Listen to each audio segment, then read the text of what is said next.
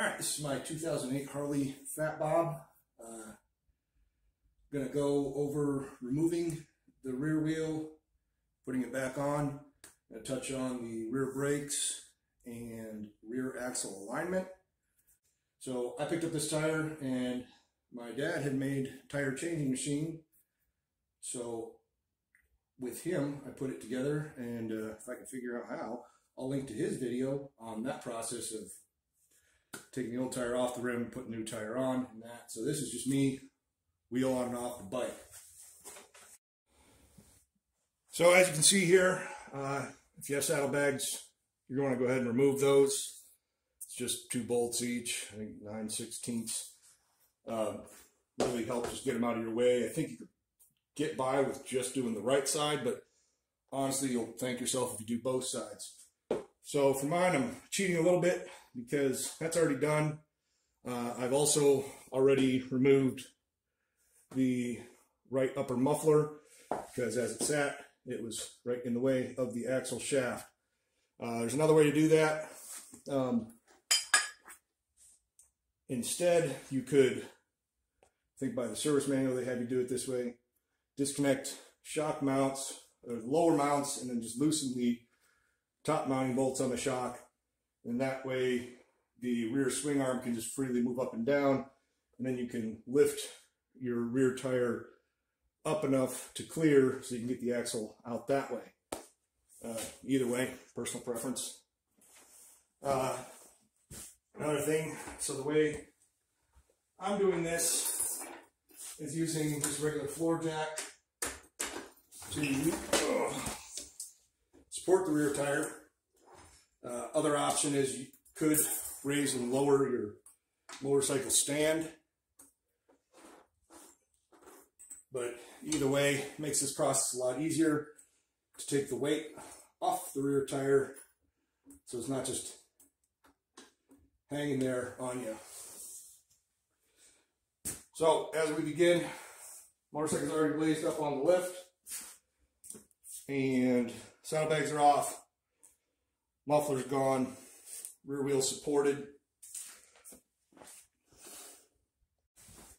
So over on the other side, we'll start by removing our axle nut, which I've already done. Is remove this little retaining clip and just pop that off with a screwdriver. And then the axle nut is a 36 millimeter. Then the head of the axle on the other side, 1 1/8.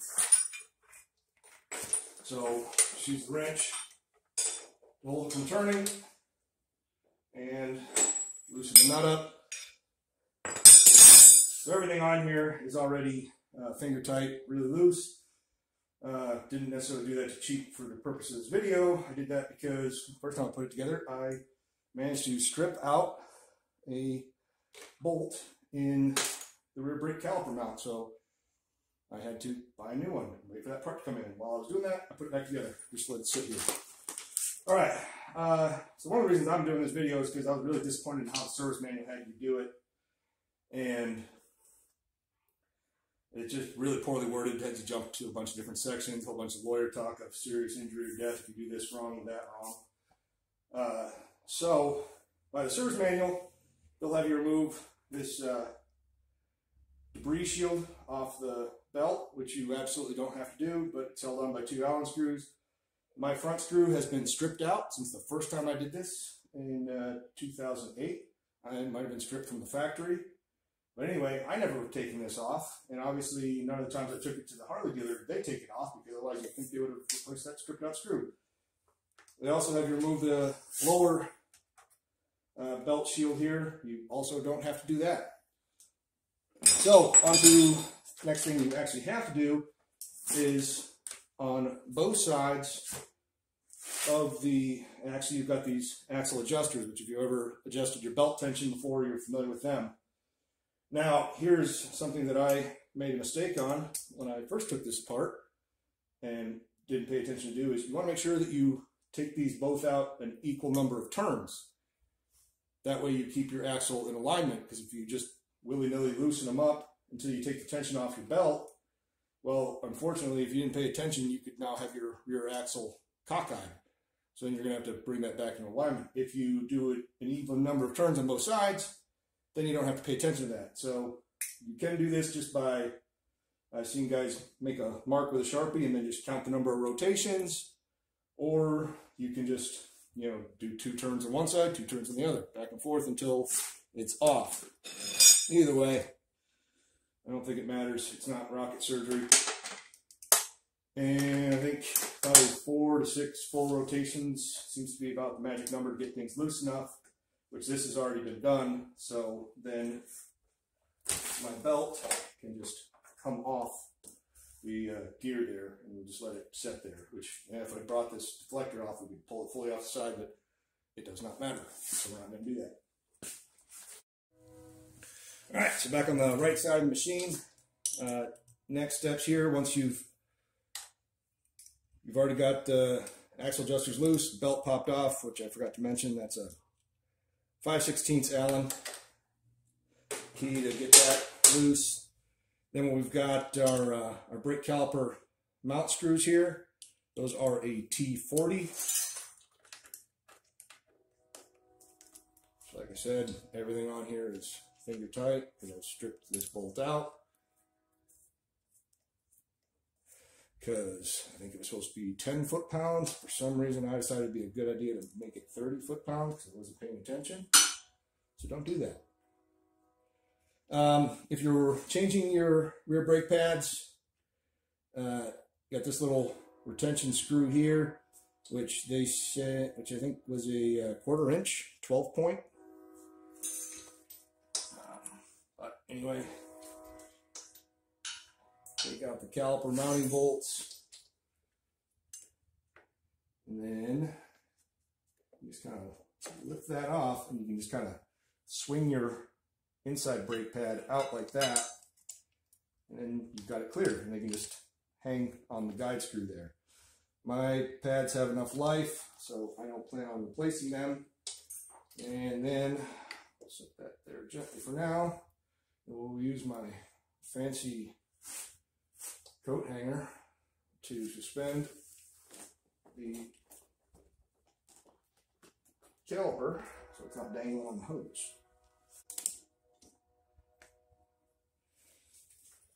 All right, so brake calipers up and out of the way.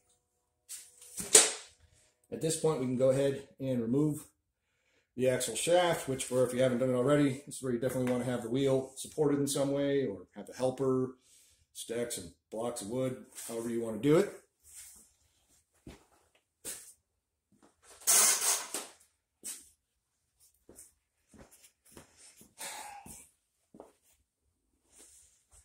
If you get in here, you can see these little axle spacers.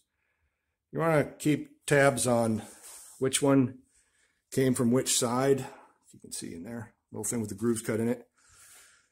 Now, as far as orientation on those things, the internet seems pretty split. Most guys say that from the factory, theirs were with these little cut-in grooves in them, facing out on both sides. There's some guys who say the opposite. The service manual says to ensure the beveled side is facing out, I think, which I looked at these and I can't really tell that one side is more beveled or less beveled than the other. It's not really much of a bevel at all. At least for me, this came out pretty easily. Service manual recommends a light coat of anti-seize on it, which seems to have done the trick. So there, rear axle's out. Set that off to the side.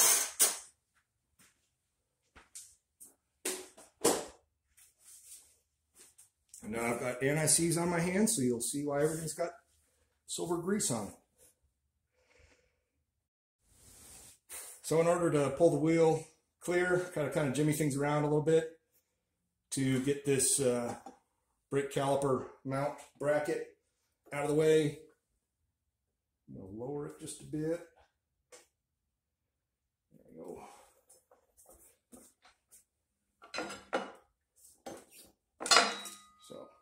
There's the old rear brake caliper mount with the stripped out bolt hole, thanks to me. Got the narrow spacer on the right side, wider spacer on the left side. If you didn't do that, your axle alignment would definitely be screwed up, but I'm sure you'd be able to tell when you put it together if things didn't look right. So now, lower the jack, get it off of my brake caliper, and clear of the belt, and there we go. Wheels clear. So I'll touch a little bit on these brakes. So obviously if you're changing pads, it's just one screw. These things come out. It's not all that complicated. I'll go ahead and unhook my fancy coat hanger for right now. So the reason I took this all apart again before I managed to strip that bolt out, I put it together right the first time, but screwed that up, is after I did it, my rear brakes were dragging. I couldn't figure out why. So until I pulled this all apart and realized that one of my brake pistons was protruding further than the other. And the reason was, so the pistons are just these little cups sitting in there, and the rear one had gotten a piece of crud wedged in there, so it wasn't retracting all the way, and that piece of crud was holding it out. So these were bone dry inside the piston bores, and they both just had dried up crud in them, which I'm assuming is the remnants of 13-year-old grease or something. But anyway, I cleaned out all the dry crud, cleared out the piston bores, and I'm just going to put a light coat of this brake caliper grease on them. Very light coat, because obviously they were working when they were bone dry. But if they say to lubricate them, I guess some amount of lubrication can't hurt.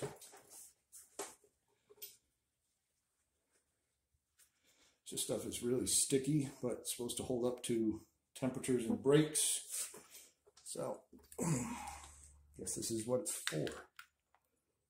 So, rear piston, do the same to the front.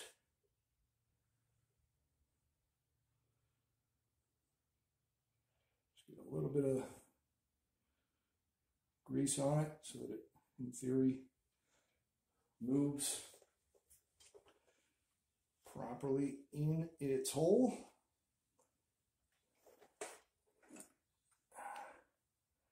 I don't know how necessary that is, but there we go. I put some sort of lubrication on them. All right, so let me get this guy supported again, out of the way, and bring the rear wheel back up to where it's supposed to be. Make sure we're not touching anything. Don't want to pinch the belt.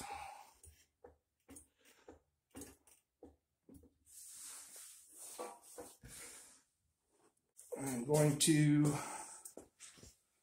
get the spacers and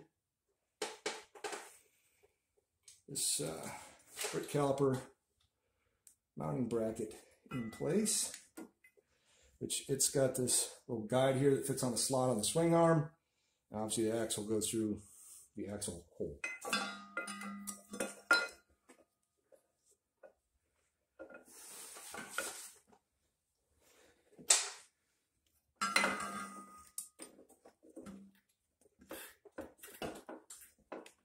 Should have done this before I raised the tire up. Do that without pinching my finger, hopefully. Just gonna... There we go. There we go. And then right on the other side. Why not?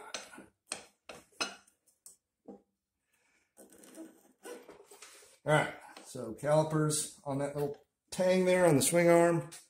I can get the left side spacer in because it sets down in the wheel inside the gear.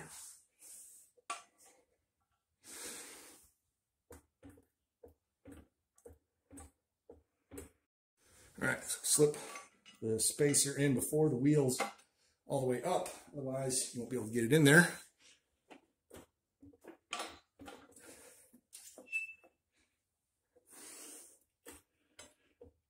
Kind of jack it all up somewhat close-ish to being aligned. Oop.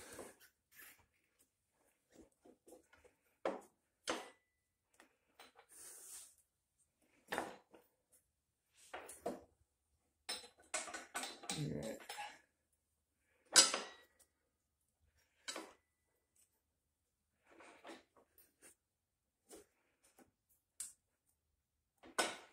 Close-ish. All right, I'll see if I've got it close enough that I can get the axle fed through. If not, just kind of, that's where it's nice to run it on the jack and not trying to raise and lower the whole motorcycle to do it. I can just kind of independently move the rear wheel around as necessary to work the axle through. But light coat anti-seize, go jimmy back and forth.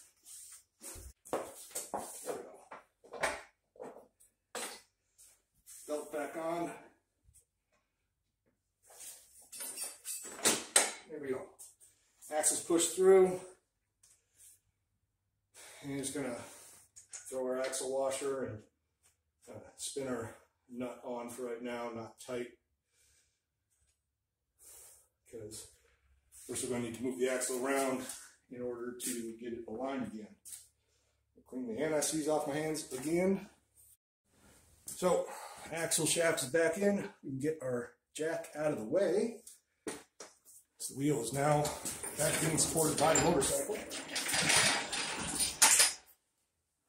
Now, put a brake caliper back on.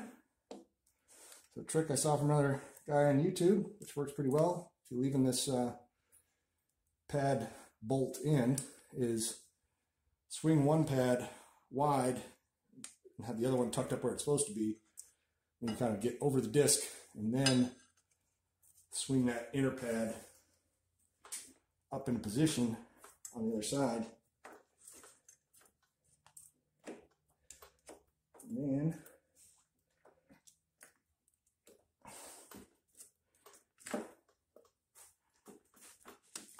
there we go. Oh, and my pad fell down.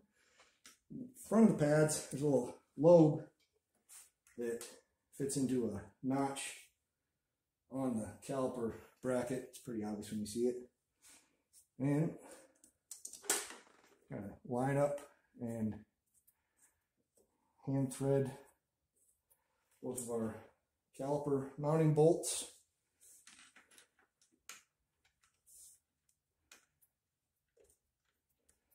Make sure they both are lined up nicely and not cross thread. If you don't want to strip one of these again, you have to look for another part again.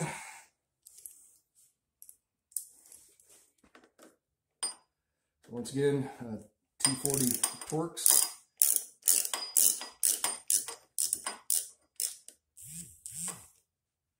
And we're going for about 10 foot-pounds.